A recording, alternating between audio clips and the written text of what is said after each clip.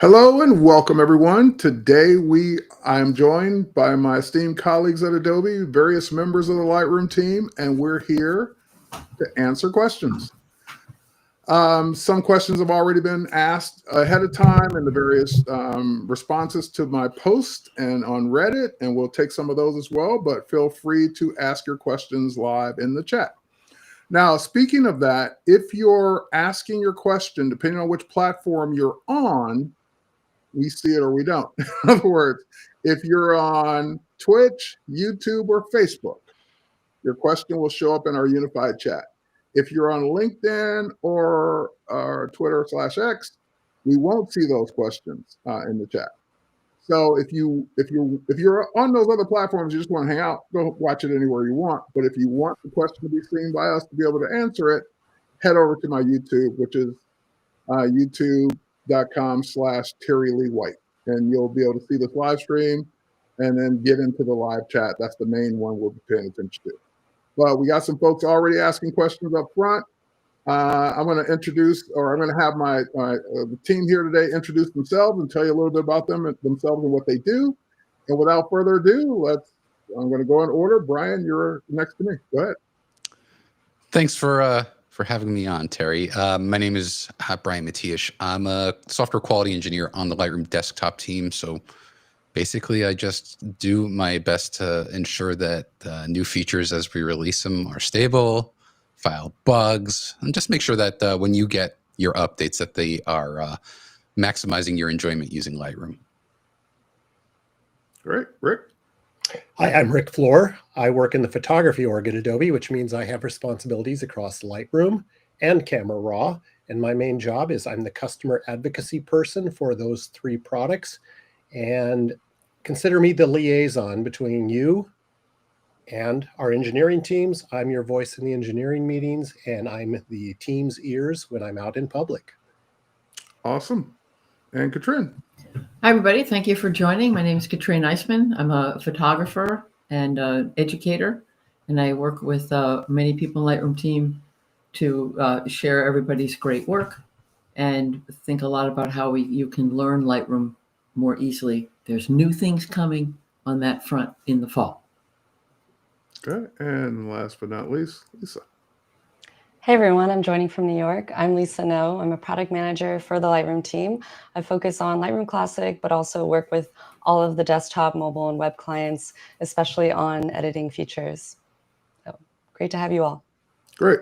So one house rule I forgot to mention up front, and this is more of a duh. The team can't speak to features that may or may not be coming that are unannounced. In other words, I'll every now and then see a question, when will Lightroom get blank? Even if we knew, couldn't tell you. That's the answer. So we'd love to be able to tell you everything that's coming and give you a roadmap and all of that, but we just don't do that publicly as a company. So that's not there ducking your question. That's just we can't publicly answer questions about features that haven't been announced or guidance on direction for the products or anything like that. But if you want to ask about existing features, existing products that are out in public, happy to answer those.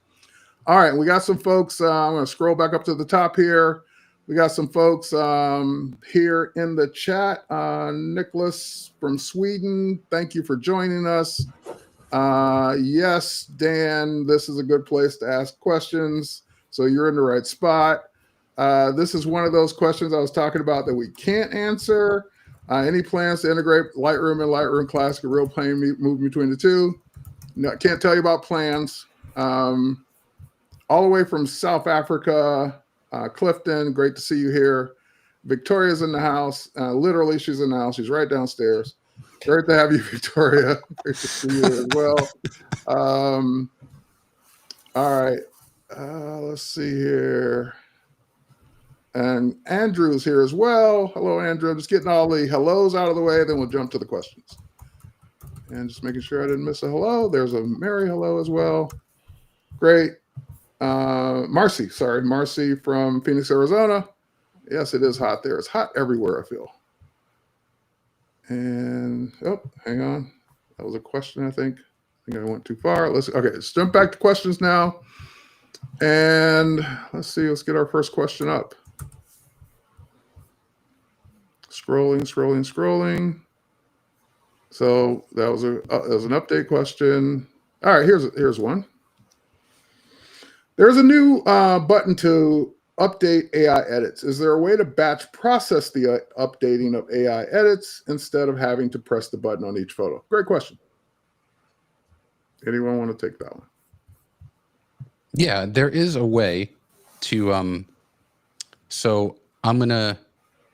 Terry, do you want to share my screen? Sure. There's Brian. So what Dan is talking about is a relatively new view that we added to Lightroom. And this is the same in Lightroom Desktop and Lightroom Classic, but because I am on the Lightroom Desktop team and I've used Lightroom Desktop since it was launched, I'm using this. But basically, if you go to, is it Photo? Yeah. So Photo, you'll see on here, there's Update AI Settings in 2 photos. The AI Settings button is essentially, if you were to apply, say, you could see it's right over here. But let's say I go ahead and I apply adaptive color, which is an AI tool. And then I go down to denoise, which is another AI tool. And what this does is it allows me to introduce you a concept called the order of operations. When you're working with the AI tools in Lightroom, there's an optimal order in which you should apply them, or at least consider applying them. You can apply them in any order you want, but when you go out of order. So in this case, I applied an adaptive profile, and now I'm applying denoise. What will happen is you'll see that this is the AI edit status icon. You see how it's yellow, and if I click on it, you'll see here that we're showing you, oh, you applied these AI edits in a way that caused some of the pixels to become invalidated. No big deal, because all you need to do is click this Update All button, and Lightroom will do its thing to ensure that everything is copacetic. Now, the question that was asked was, okay, cool, like, here, what happens? You can see here the AI, the edit status badge is yellow, indicating that this needs to be updated. What if you have a bunch of them in that state? Well, again, to answer your question, all you would do is go to Photo and then select Update AI Settings, and it'll take care of that for you. All right. Good answer. Long answer to what should be, yes, you can do that. But you showed us where. This is more important. Yes. So that's great. Awesome. Lisa, I seem to remember internally you had posted like a list of the preferred order of edits. Can you just talk to that for a second? Like, because that's where this comes up. If you do something before you do something else, then that button appears. Can you explain what the order is, or what we should be paying attention to? I have it on my screen if you want to share it. Sure. Look at Sure, Katrin. yeah, that'd be She's great. just got it Well, ready. I knew this was coming, Lisa, but you can speak to it. Oh, Oh, yeah. funky. There we go. Perfect. Thank you. Yeah. So we also have a HelpX page, and I think we can add that link to the chat. But essentially, you can think of it like any operation that probably touches all the pixels or many pixels on your image. You probably want to be doing that first. So HDR, I think this list has been updated. Yep. That's why I closed it. HDR is going to be I think first. you moved out of it, Katrin. I did on purpose. Oh, sorry. Let me know when HDR you're is ready. first, then you have denoise, raw details, super resolution. So any of your enhanced operations. Then we have reflection removal, then distracting people removal. So basically all your removals that cover large areas. And then some of you may know, but generative expand has been on Camera Raw as a tech preview. So if you're working between Camera Raw and Lightroom and going back and forth, you want to do that next. And then we have Gen Remove, Content Aware Remove, Heal and Clone tools, and then Lens Blur, and Lens Profile Corrections, Crop and Transform, Adaptive Profiles, And then you have your global adjustments. So, your sliders, that's going to be towards the end of your workflow after the AI edits. And then masking. So masking is last. And the way that this new AI feature works, the AI edit panel works, is that even if you work out of order, we're not enforcing it. This is a way that it can update it all for you without you having to work or manage and keep track of all the layers. So it's still very flexible. Just know that if there is a recommended order, and if you want to be optimized, you can follow that list. So I think we can post that link into the chat. I'll try to do that now. All right, yeah. Every platform won't get it, but the platforms that support it will get it if you post it in the chat. Got it. All right. Next up, this one's from John. This is up your alley, Katrin. Yeah, posting to Panos to the Lightroom community. It supports the 2:1 aspect ratio.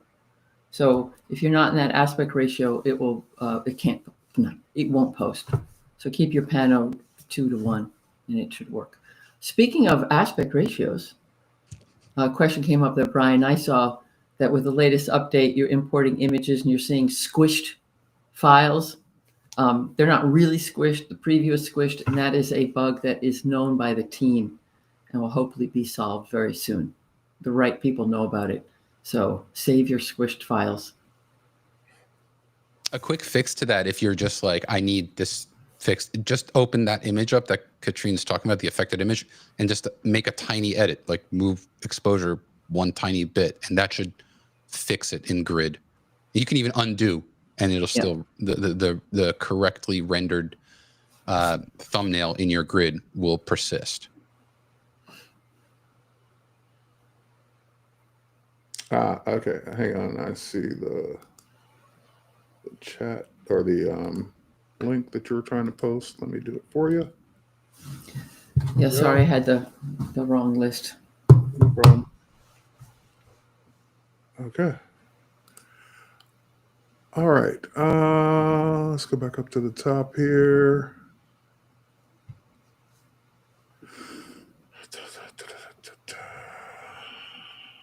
Got that one. This is an easy one. Also from Dan. In Lightroom, not Lightroom Classic, is there a keyboard shortcut to easily zoom back and forth between fit and 100%? I know there's Command plus and minus, which is what I use. Spacebar, spacebar. Spacebar. See, I never. The spacebar will toggle between the fit and whichever zoom level you've selected. Right. You know, most people by default will see fit and they will see 100%. If you've chosen something other than 100%, spacebar will toggle between fit and whatever value you've chosen. But if you ever reset the app to default, or if you're still running on the default, spacebar will do that quite nicely for you. And it's a really big key, and it's really hard to miss, even if you get your eyes shut. All right. Spacebar, that big thing at the bottom of the keyboard. All right, let's go to the next one here. Dan's asking lots of questions, which is good. Go, Dan. Let's get this. Let's make sure we cover other ones as well. Okay, I'm not sure what this one means, but we can bring it up just to see. Oh, the Project Indigo. Oh, Project Indigo. Okay. Yeah, I'm guessing. That's a safe guess. That's one of those questions that Rick and I, in when we commiserate, like it's just those are kinds of things that.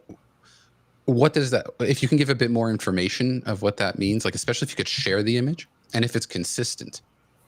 So, yeah, I've used Indigo a bunch. I haven't experienced any sharpness issues, so it'd be good to know which iPhone you're using. And is it consistent? Like every image is soft. Which of the magnifications are you using, the 2x or the 10x with super resolution? Yeah, those kinds of things. So This would be a question where we would return back to you just asking for more information so that we can give you a more informed answer. Give us some details. Some deets. So speaking of the asking questions, sorry, Terry, it looks like JD, you're about to prepare a class for Lightroom Mobile. What are the top 10 things to teach? I'm happy to help you with that. I don't know how applicable it is for everybody. Terry, I don't know if we could share our email addresses, but I have some thoughts, but you can work with me to develop that workshop. All right. Put your email in our chat and I'll move it over to the main chat. Okay. All right. Well, this is praise, not really a question, but we'll take it. Thank you. Yeah. Can never have too much of that. All right. Thank you, Nigel.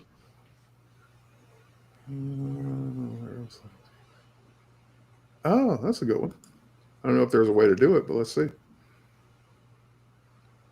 You'd have to use you could try using a luminance mask or object. I love object select. Object select does not get enough love. Or subtracting color range, because I would hope that the color of the teeth don't match the color of the... You've ruined my lunch, Brian. I'm sorry about that. But can you see, this is the brilliance of the masking tool, how, and like totally organically, multiple people approached it in totally valid, but totally different ways. Yeah. So that's why I think masking is easily Lightroom's most powerful panel in the entire app. Yep. All right. So multiple ways to attempt to do it is what I gathered from those answers. As I look at my teeth, I'm like, oh man, I hope my gums don't match. I would have told you up front if your teeth match your gums. Go brush your teeth. All right. Is it possible to add custom DCP profiles to Lightroom like it is in Lightroom Classic? Yes. I was just turning to Rick. Yes, it is. And not only that, but those DCP profiles will also sync if you're using mobile devices. They will be available in Lightroom Web. However, if you share to community, they will not be available in community. So if you try to share something with the DCP profile from Lightroom desktop or mobile into community, it will ask you to change the profile back to one of the conventional shipping. And DCP stands for? That'd be good to know. What does DCP stand for? Digital camera profile. That's what I'm going with. Okay, great. Work for me. I'm guessing. I don't know. They've been around longer. You shouldn't have said guessing, because I was totally bought in. I was like, with it. he knows. District of Columbia. I don't know. That's what. And now instead of being knowledgeable, I'm honest. So. True. But it is true that because of community, because a lot of these camera profiles are like trademark copyrighted, and we're not going to break that by posting community. All right. Good question, Tom. All right. Next one. Can you point me to the best class or videos besides these live chat to learn Lightroom new? I think most of us have our own Lightroom channel here, or I'm sorry, YouTube channels.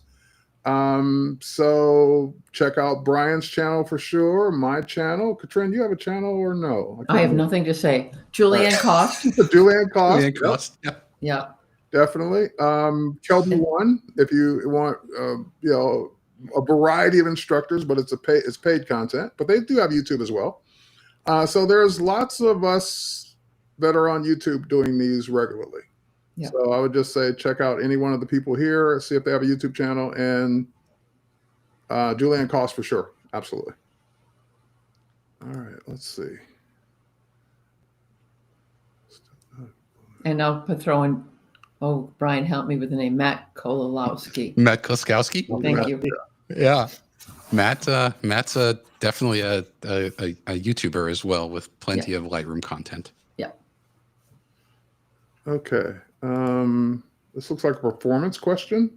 I'm just going to take a shot at it. That's not enough RAM, but I'll let anyone else chime in. Seconded.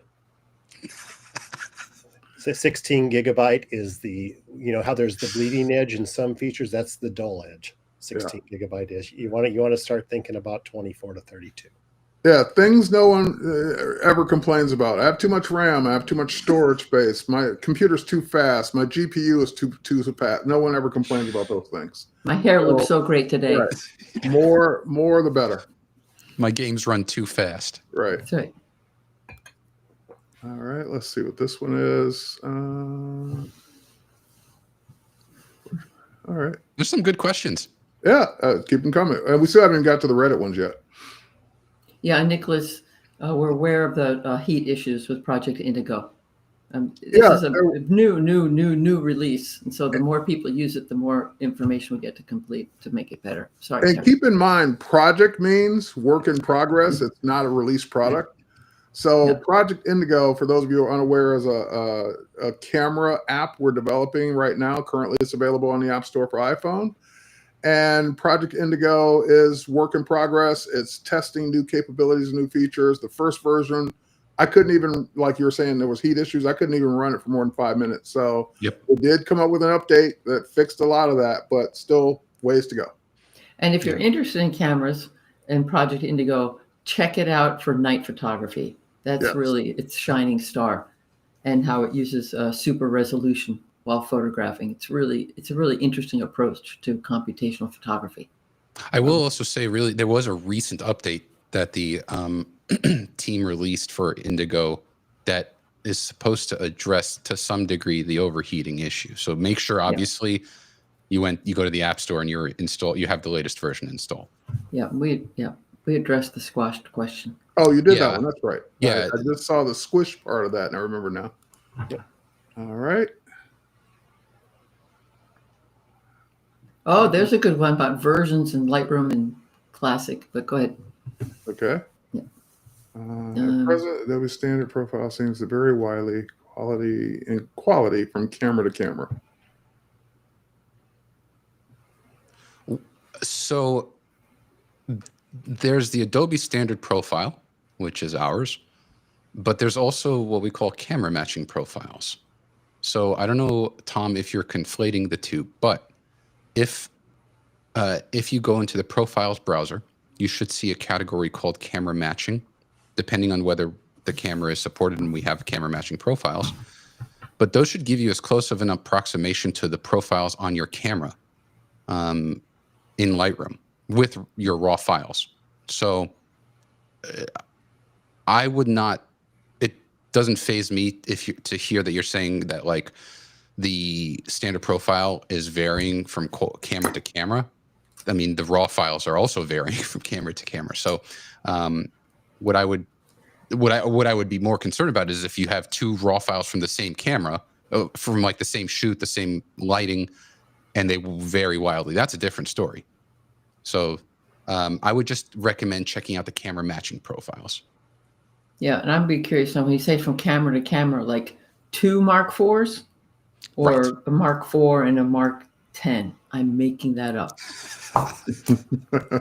Right? Okay, Tom has What do you added know, some Katrin? additional Are you information. pre-announcing cameras, Katrin? Yeah, so Tom has added in the chat pod here. So I'm looking to match between cameras rather than to the camera JPEG preview. So I take that to mean he's got 2 Mark IVs and he wants them to match. And I would have to answer that the Adobe profile is based upon the cameras that are provided to us by the camera manufacturers and the information that they give us. But cameras vary from camera to camera in production, which is why that infamous DCP profile we talked about earlier was so important, because it allows you to compensate for the idiosyncrasies of the sensors in 2 different cameras. Okay. You might want to take a look at, building your own custom profiles using the Calibrate target and their software. It's very straightforward. It walks you through it, and that'll help you, as we say, fingerprint your sensor to better meet your needs. And Rick, didn't we talk about that where you give an idea of a video to create around that because that has been fixed or something with the DNG profile creator? Yeah, the DNG profile creator for the last couple of major Mac OS versions did not function.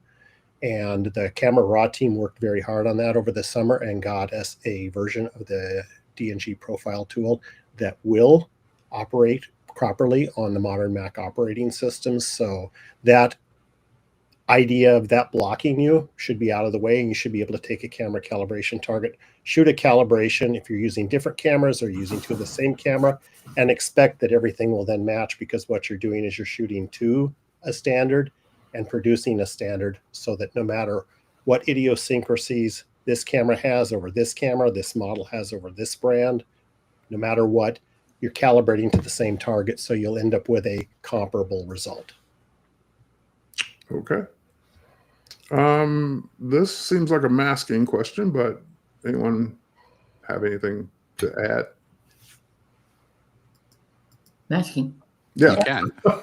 You could. Possible on both. Yeah. Yeah. Yeah, you can- it's the same way on both. In other words, if you want to apply anything to part of an image, you mask that part of the image with a brush or with one of the AI-based selections, or basically get a mask. And then whenever, like if you drag the dehaze slider, it only applies it to that part of the image. I think that this also kind of highlights a really important point in that, with the exception of, and I'm talking about this tiniest, most kind of like obscure things, what you can do in Lightroom Classic should match, like in terms of the edit stack. Yep. So here I can maybe share my screen. I don't know. Let's see. Dun, dun, dun. Here it is.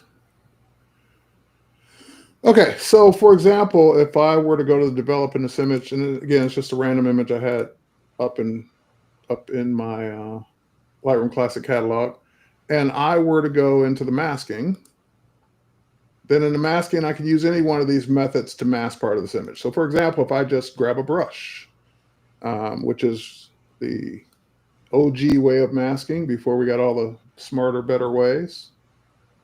If I just brush that area of the image, and then I go to dehaze, which is going to be down here. Now it's only dehazing that part of the image. So with your landscape, just apply a mask, and that way it will only apply to that part of the image. All right, let's get back to the chat. Here's another one. I'm not sure what you mean by this, but can we walk through syncing multiple catalogs in Lightroom Classic? Syncing to each other, syncing to the cloud. What do you mean by syncing? Combining? Right. So I'll walk through quick answers to each one of those. You can only sync one Lightroom Classic catalog to the cloud.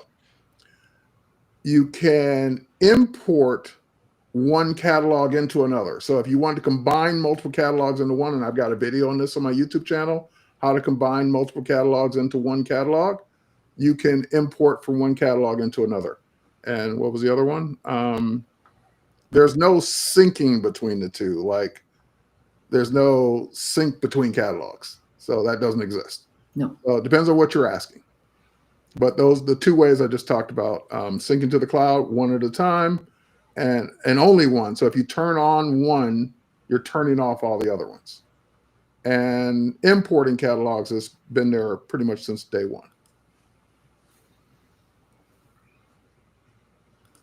All right, June asks, when making selections and using the subtract button to remove the background due to an overlap, the new selections become raggedy.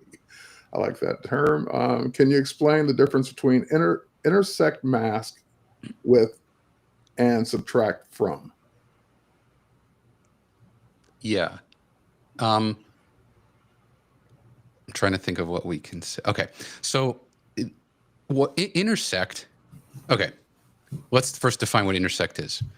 Whenever you use any of the masking tools, like Terry showed you the brush, a masking tool is a selection tool. You're just making a selection within your image using one of those different methods.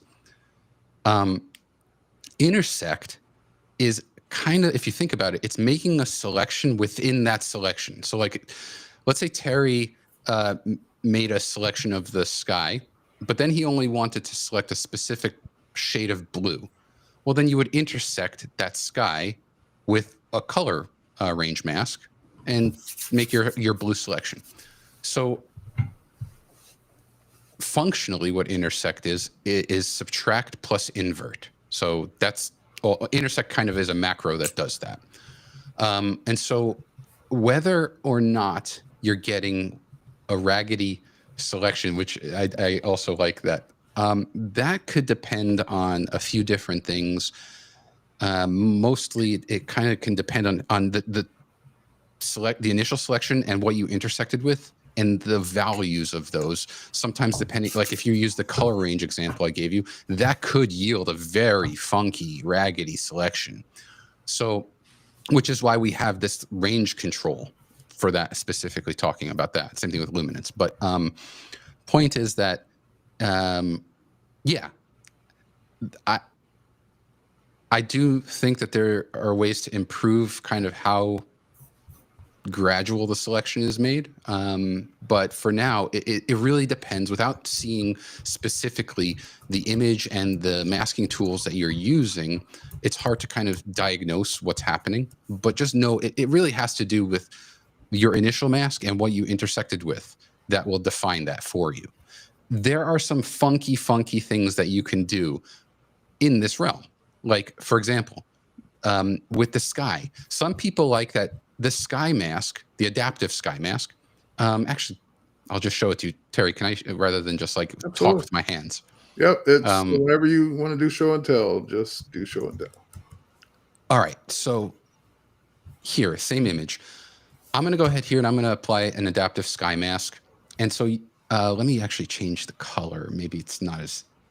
I use kind of like yellow green because I'm red green colorblind, so it's sometimes hard for me to see that. All right.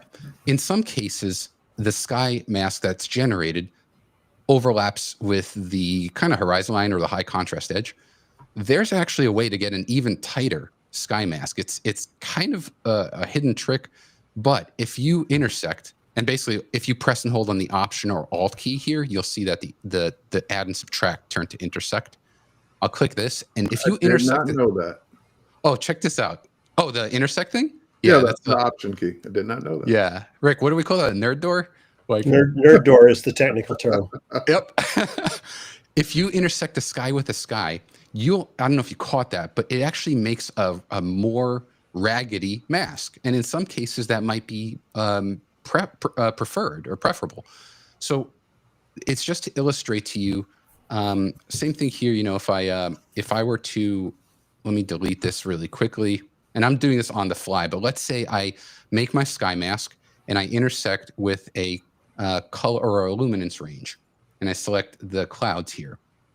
Here's what I'm talking about, where it could be raggedy depending on the range that you have selected. So that's, I think, the best that I can illustrate to you on the fly, seriously, without even just like thinking in my head, how can I show this to you effectively? But as you can see, the default value is back here somewhere. That's a raggedy mask. You're going, if I start adjusting the exposure, you see how the outer edge of the cloud is not being touched. So you kind of have to adjust the luminance range here to kind of compensate for that. I hope that answers the question, but that's kind of, it depends. It depends on your initial mask selection and then what you intersect with, and not just what you intersect with, but what those settings were that you used. All right. I'll take this one. This is an easy one. So when I see the possibilities in Lightroom Classic and Lightroom, what's the point of Camera Raw? Right? It does the same thing. Why would I need that if I could do it all in Lightroom and Lightroom Classic? And the answer is because not everyone's a photographer using Lightroom and Lightroom Classic. So ACR, or Adobe Camera Raw, exists in Photoshop. It exists in Bridge. And Bridge was the original tool that photographers used before Lightroom was introduced. And it's also still used today by designers that want to look at a bunch of files and PDFs and InDesign files and all that. So Camera Raw, and also the fact that it doesn't require a RAW file anymore, can be used to do those same easy, non-destructive adjustments for everyone else that's not a photographer, or people that want to do it in Photoshop. I'm in Photoshop. I want to use the Camera Raw filter. I'm already here. I'm already in an image. I don't want to have to go back to Lightroom just to do it there. So that's why it still exists outside of today's Lightroom and Lightroom Classic. And same question. Why edit in Lightroom? Oh, this is kind of like asking, why edit in ACR and Lightroom? I wouldn't do both. I do one or the other if that's your question. Except Yeah. Oh, Yeah. Go Go Sorry. for it. Except if except, if you are in Photoshop and it's a smart object, then you double click on it, you're in Camera Raw. The same edit controls, and then you close it and it updates to Magic. okay. You see, I was going to I've say got something another different. Go, except. Rick. Yeah. Oh, No. Yeah. I love the exceptions. Go ahead. I'm in Lightroom Classic, and boy, golly, how I'd love to try out that Gen Expand feature. I can send it from Classic to Photoshop Yep. as a Camera Raw smart object, double click it in Camera Raw, and I can access that nice tech preview of Generative Expand. Or the variant slider. Or the Color variant variants. slider, Yep. or My- who knows what new My features. knowledge they'll put just there. grew of why I would use them both. Great. Okay, I'll have the quick confess. I still use Bridge. I love just being able to look at a folder and seeing all the different file formats that I need for a project. That proves just that I'm the oldest in the room. But Bridge is so great, and they've improved it. They're working on it. I think Command R, Camera Raw, and Lightroom supports it. It's all love. All right. I'm going to let you have that one. Lisa, this is a follow-up to your recommended order. Does that also apply to Lightroom Mobile? Yes, it does. All the same. Okay. Found.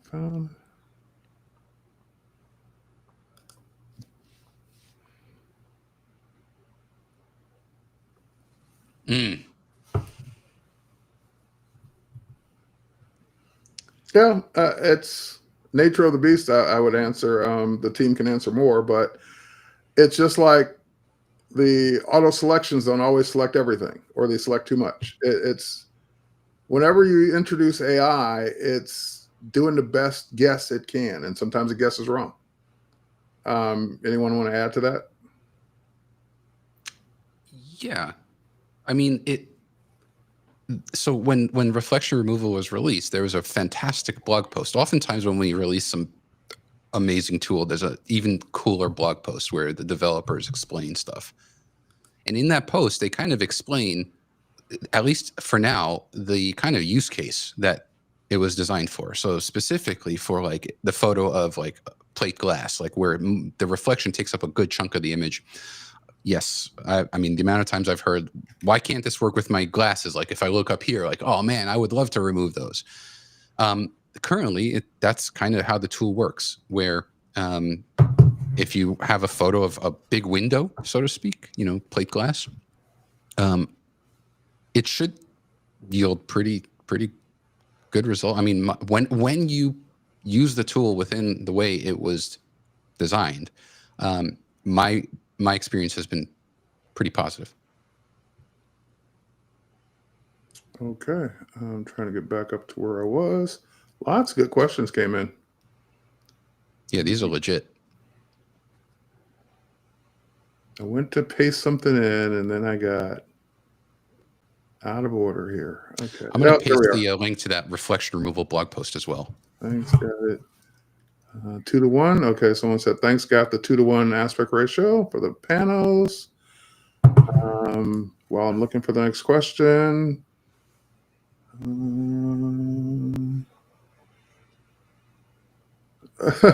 Are you asking everyone this, Andrew, or just us?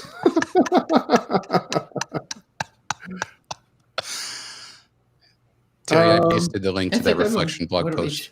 Okay, great. I don't know that I struggle. Because you never sleep? I guess because I've been using both Lightrooms since their day ones. Like, I've developed my workflow. I kind of know what's going to work, what's not going to work, and I know where to spend my time and where not to waste my time, I guess is the best answer. So I don't struggle with them. But if anyone else struggles, I struggle. Okay, what do you struggle with? I take too many pictures. I just take too many pictures. And if I look at my Lightroom, there's like 40, 50, 60, 70,000 that are like unedited that I've never looked at. And I'm always thinking, when I get old, I will go back. No, I won't, because I'm taking more pictures. So I struggle with just like dealing with a number of images. Okay. It's a blessing and a curse. Anyone else? Yeah, sometimes the operator of the software is not quite as competent as he should be. And I make mental mistakes. That's my biggest challenge, is that if there's something wrong in Lightroom, chances are really good that this guy is the person to blame, and not the software, not the pictures, not anything. It's just I didn't remember to do something right. So it's a very complex set of softwares: Camera Raw, Lightroom Desktop, Lightroom Classic, and the mobile environments. And if you use multiples, they're very different in how they approach some things. And sometimes I get myself confused and I have to go back and think, okay, how do I do this? And once I get back there, using the software the way it's intended, it's great. But it's when Rikk tries to go off on his own and chart his own path, that's when the wheels come off. All right. With that said, this is an interesting one, because when I first started using Lightroom Classic, I started thinking the same way. Basically, in the develop module, the panels are in a specific order by default. And I used to think the same thing. Does the Lightroom team want me to do it in this order? I don't agree with that. I'm going to change the order and move the panels up the way I want. Because the panel I would always want would be 3 panels down. And I'm like, it sucks having to keep scrolling down to this panel. Why don't I just move it up? So I can't speak to the Lightroom team. They're here. Was it designed to work in that, like to prompt you to work in a specific order? But I will say that even if that's the case, I have my own way of doing things, my own order. So you can reorder the panels in the develop module. You can customize the order to what you want. And that's what I ended up doing. Yeah. Terry, with regard to the basic panel, in 2012, we came out with process version 4. I know that's a lot of technical stuff to throw out there, but we changed fundamentally the sliders that were existing in the panel for basic. And the basic layout at that time in 2012, it has not changed since, was to go from the top down. But that was only within the basic panel. If you were going to do a tone curve, if you were going to do an HSL, you were going to do sharpening, all of those other things were up for grabs. And as you say, are now basically customizable by the user.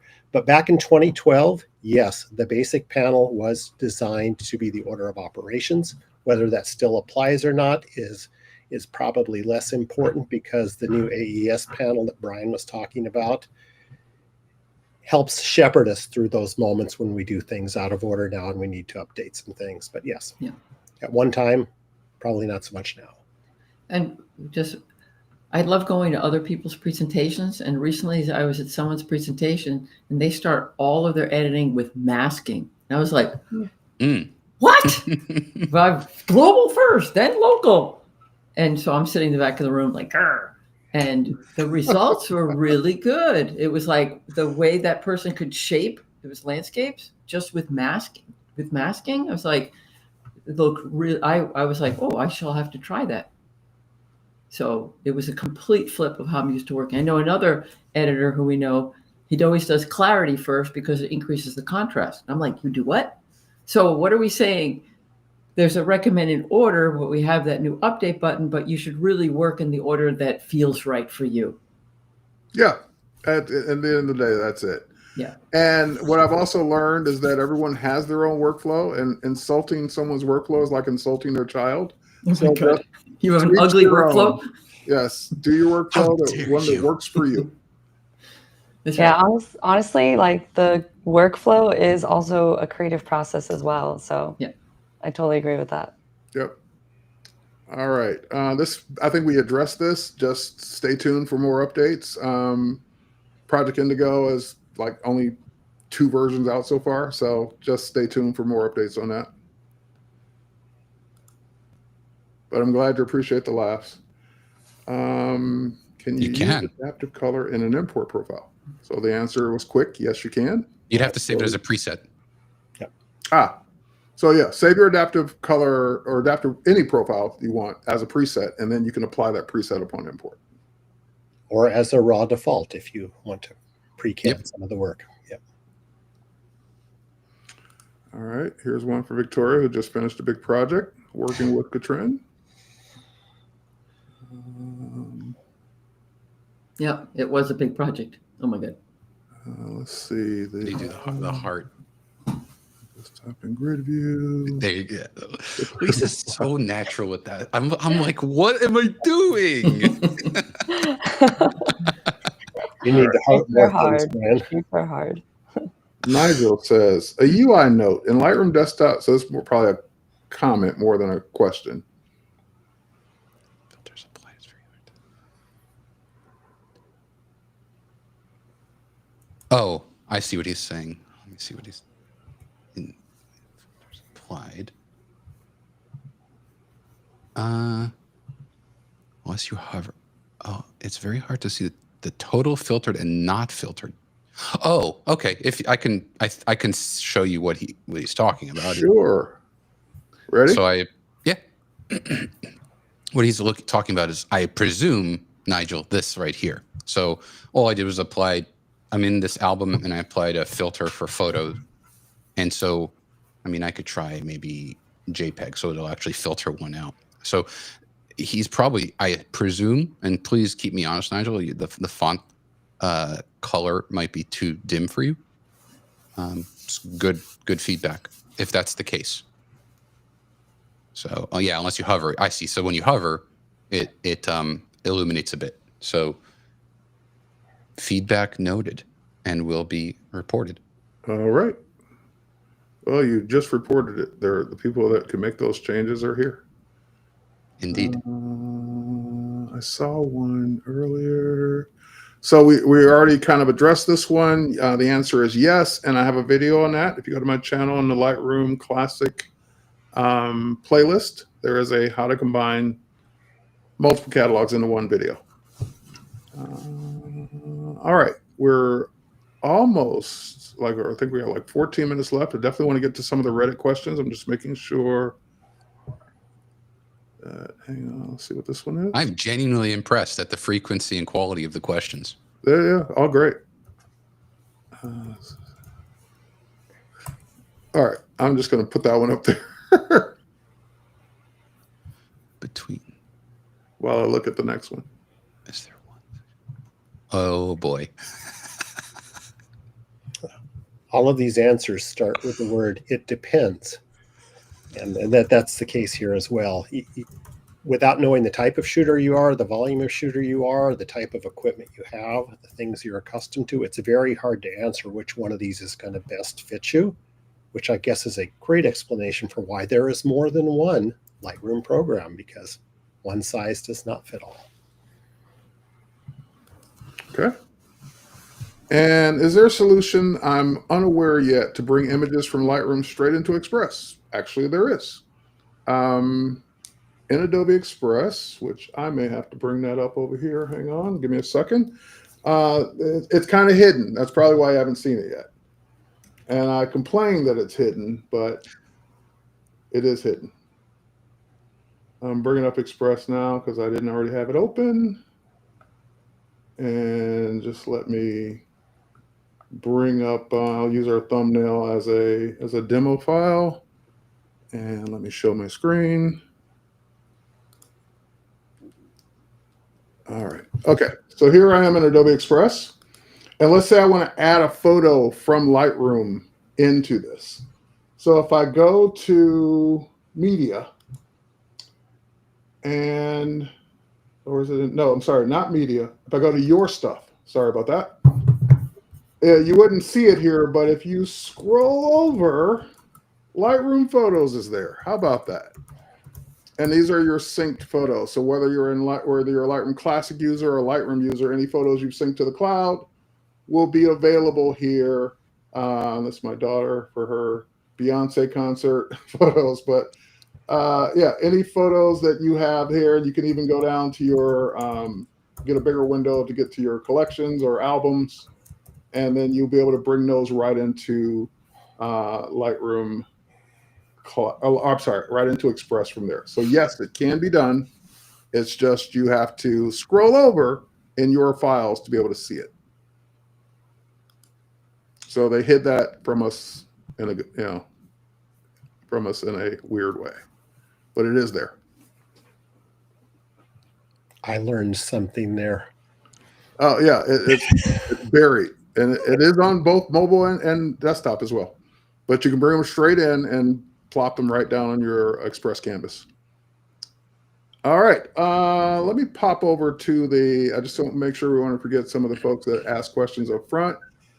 Here's one, and I can't easily bring it up on screen, but it's basically, I've suffered from catalog corruption, and I would love a service support to be able to find the issues and repair them. My one catalog is linked to SmugMug, my Adobe account for over 25 years, hundreds of thousands of photos.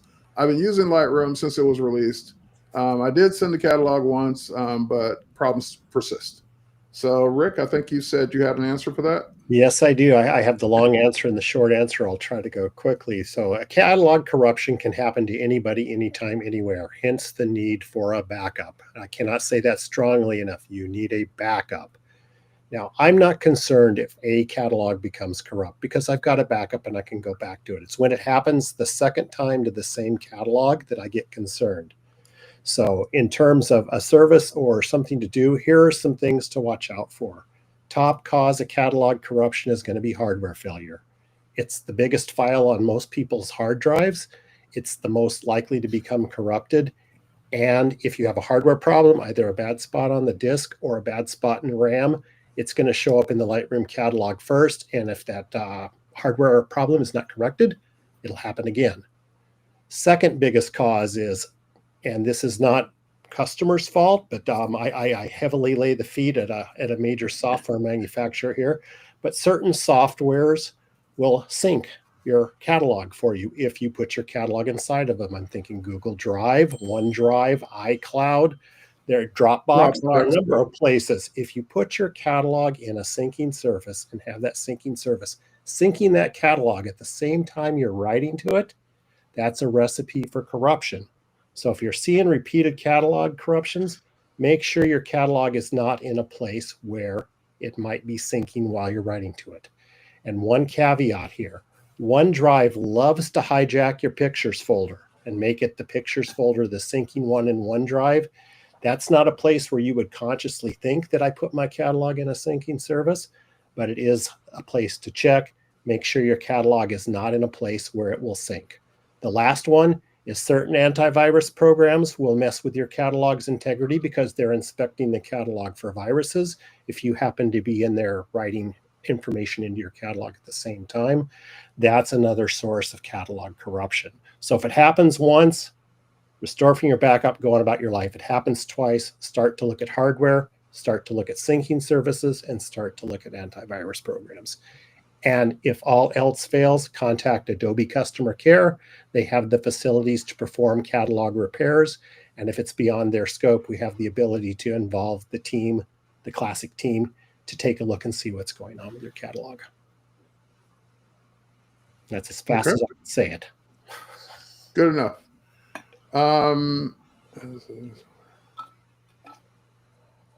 Okay. I was looking at something in our presenter chat. All right, in Lightroom Classic, is there a way to have the select people mask automatically name the masked areas like eyes white, lips, hair, so forth and so on, instead of generic names like mask 1 and mask 2? I don't know about, oh, go ahead, sorry. Yeah, no, not currently, but I do think this is a community request. And, all right. Yeah. I'm going to tell you a weird thing that happened to me. I was thinking the same thing long ago. And one day I applied masks and they were named. I was like, oh, they did it. They finally put that feature in, and then it never happened again. I'm like, I guess I had that special test version where it was implemented one time. I got to see it and be teased by it, and then I never saw it again. Can I share my screen? And this is going to be in desktop. So Rick, Lisa, Katrin, keep me honest in Classic. So here's Jabulani, I hope I'm pronouncing your name correctly. So if you go here and you just select eye or iris and pupil, just one thing, you click create, what is being brought up is over here. This is just a generic mask 1. So if I go ahead and delete this, there's a slight workaround where if you select multiple and you create separate masks, then they're labeled.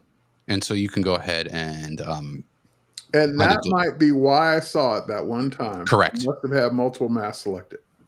Yeah, and so exactly, and so I don't know if Classic follows that workflow, but this has been brought up many times, and this is the only workflow option that I know to share.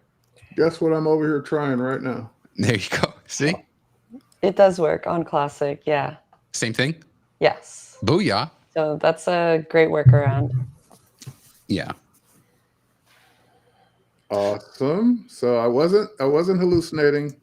I did see it, and I just didn't know how to get back to it. And I want to say, I could be wrong, but I want to say the same thing happens with the landscape mask, which we introduced recently to Lightroom Classic and Lightroom Desktop and ACR, where if you select multiple ones, it'll name them. So.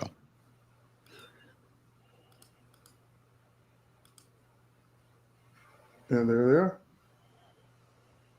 Well, but at the top, you need to create the separate masks because they put them under the yep. Okay, hang on. I know what you're saying. Reset and person and 3 and create separate mask and create. Nope. Mask 1, 2, and 3. But it's interesting that when I did it as one mask, it did name them. Oh, it did? Yeah. If I do it as one mask, don't separate them, then they're named. It's a good thing that the product manager is actually on, which is honestly, Javelani, you couldn't have a more better person here. And we're out of time. Yeah. I'm sure that I'm just kidding. Will be taken back to the team to say, clean this up. Make it consistent. Yeah, please. All right, we got maybe time for a couple more. You're asking for that link to Lisa's recommended workflow again. Oh, yep. Hang on, let me put that in the chat. Lisa's recommended workflow. Copy link. Paste in the chat. The platforms that support this will see it. I'll try and add these to the YouTube description as well.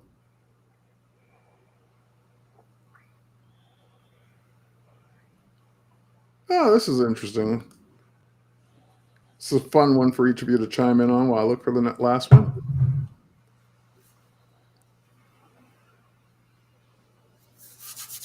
I'm actually very interested to hear everyone's answers here. All right, then you're first. I mean, my go-to is versions, and it's a desktop kind of paradigm, but versions is one of the most underrated and outsized in terms of like power and capability tools. Now, granted, it's not technically part of the edit stack, but it's just I use it so much, and I am the biggest cheerleader for it. Let me take that one step further.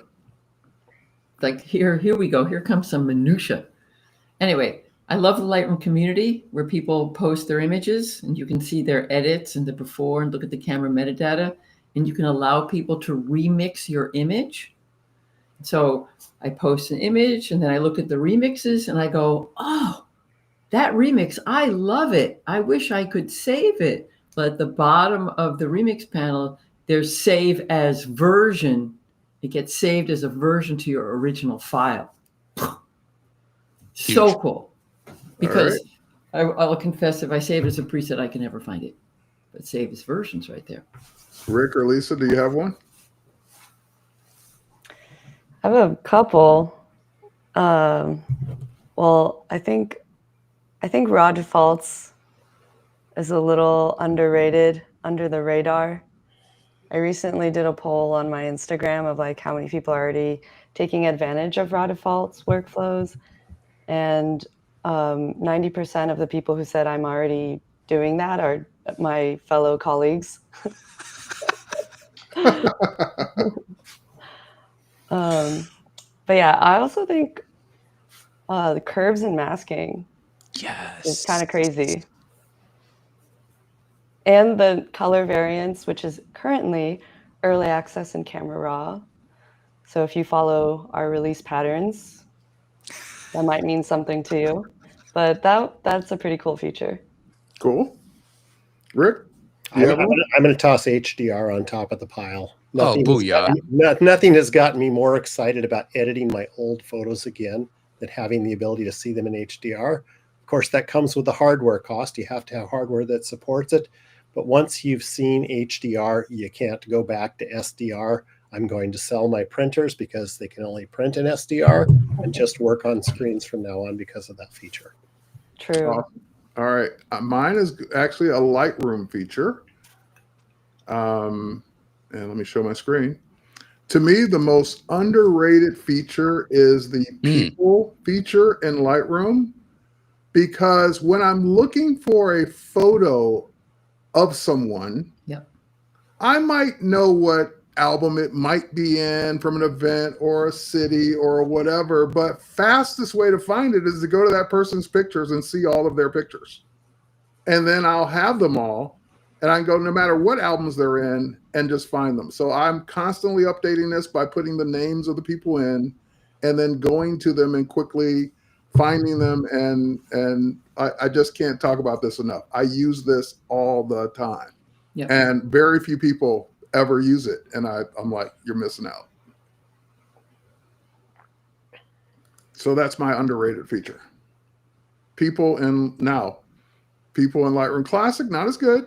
I'll be first to admit that. It's just the algorithm, it's not syncing to the cloud, so therefore the images aren't as recognized in Lightroom Classic as they are in Lightroom. But Lightroom nails it most of the time and gets the faces right. And so from that point on, once you name a person, every time you add new photos of that person to Lightroom, it automatically updates that person's thumbnail with all of their images. So And yeah, we've had a product manager who had their young children and worked so long at Adobe, they grew up, they were growing, and it recognized them, put them into the correct person, which is a little. Yeah, I know. It's really impressive. Every time I'm looking for a photo and they're all there, I'm like, oh, thank God this feature's here, because otherwise I would have to go digging through multiple albums and I don't keyword, so that's never going to happen. So I'd have to do all of these things to find these photos. And it's in mobile too. Yep, I mean, that's what's it. I use it in both places all the time. I just used it today to find a photo. My cousin's wedding anniversary is today, and I wanted a photo of her and her husband. I'm like, Teresa, just go to her picture. Oh, there they all are. There's her and her husband. Boom, done. Over to Express, by the way, and then create the card. All right. Last but not least, June's asking, since you brought it up, Rick, what hardware do you need for using HDR? Well, chances are good you probably already have it on either your hand or on your living room wall. Most modern televisions, most modern phones, whether they're Android or iOS, will handle HDR. Later model MacBook will have HDR screens available. I think from about 2020 on, you'll start to see it. Late model iPads, anything 2020 or later, should have some ability to display HDR. The last two Windows test machines that the lab has sent me here from Adobe both support some value of HDR. It's not going to be like the $5,000 Apple HDR monster display in terms of its ability to display HDR, but it's certainly going to show you far more than what the standard laptop screen did just a couple of years ago. You can check in your Windows operating system under displays to see if you have the ability to do HDR. There will be a switch there that's available. You can see the same thing in the displays on Mac. But if you've got a phone that was built basically since, let's say, iPhone 12 timeframe, especially the Pro Max versions, or anything in the last 4 or 5 years from the Android side, it's going to have some HDR support. And once you see that side by side with a non-HDR image, you'll wonder how you ever can go back. It spoils you badly. Yeah, I'm on an LG monitor right now as we speak, and this thing couldn't have cost more than maybe $350 tops. And it does beautiful HDR. Yeah. All right. So with that said, we are out of time, and I know we didn't get to all the questions, but we got through as many as quickly as we could. And this works so well, so we may do this again. May make it kind of maybe a quarterly thing or something like that. So if you liked it, chime in. Always leave comments under the various posts where you saw this. Seeing Lisa took notes on the questions and requests that we didn't get a chance to respond to. So it's all been noted, even if we didn't respond live. And like I said, just leave your comments under the various posts where this was live, and the team will review them as well there and answer whichever ones we can. Also, if you're on Reddit, there's a Lightroom Reddit where I'm every day there answering questions. So you can post your questions there as well. With that said, thanks everyone. See you at Max. I'm seeing some people say that. And also, if you're in the LA area, I will be at the Create Now Photography for, she nailed it. I'm at the Create Now Photography in LA next week as well. So if you're there, happy to see you. I'll be there as well. And Brian will be there as well. And some Photoshop folks will be there, from what I understand. That's right. All right. Hard to say goodbye, but I got to say goodbye. So thanks, everybody. Thanks for joining us. Thanks all. And cheers, and we'll catch you on the next one. Thank you. Thanks, everyone.